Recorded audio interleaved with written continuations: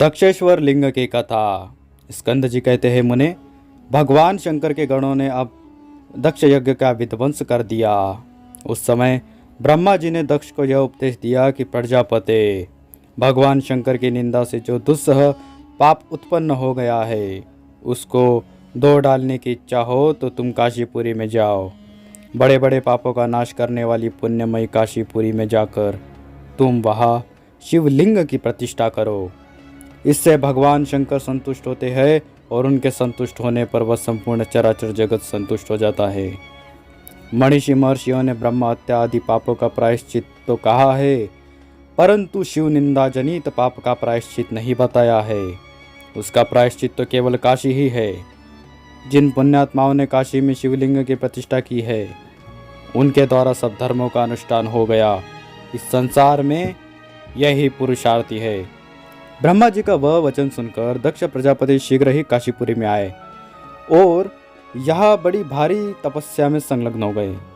उन्होंने विधि पूर्वक शिवलिंग की स्थापना करके उसकी आराधना प्रारंभ की। उस लिंग से भिन्न दूसरी किसी वस्तु को इस भूतल पर ये नहीं जानते थे। प्रजापति दक्ष दिन रात भगवान महेश्वर की स्तुति, पूजा, नमस्कार, ध्यान और दर्शन करते थे। एक चित्त होकर उस ईश्वर लिंग की आराधना करते हुए दक्ष के 12,000 वर्ष व्यतीत हो गए।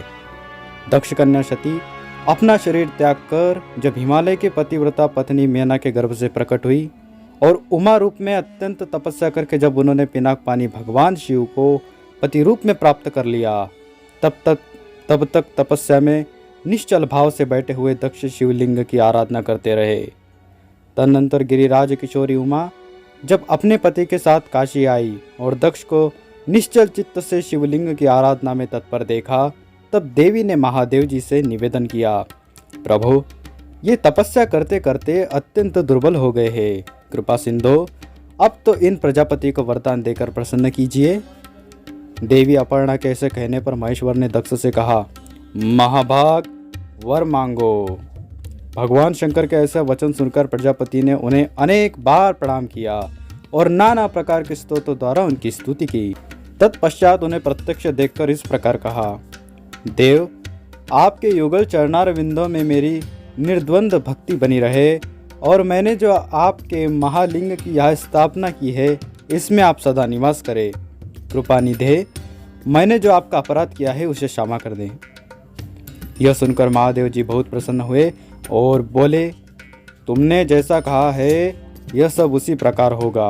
प्रजापते, तुमने जो दक्षेश्वर नामक शिवलिंग की स्थापना की है, इसके सेवन से मैं पुरुषों के सहस्त्र अपराध क्षमा कर दूंगा, इसमें संदेह नहीं है। अब मनुष्य को इस दक्षेश्वर लिंग की पूजा अवश्य करनी चाहिए और तुम इस लिंगार्चन के पुण्य से सर्वमान्य होगे।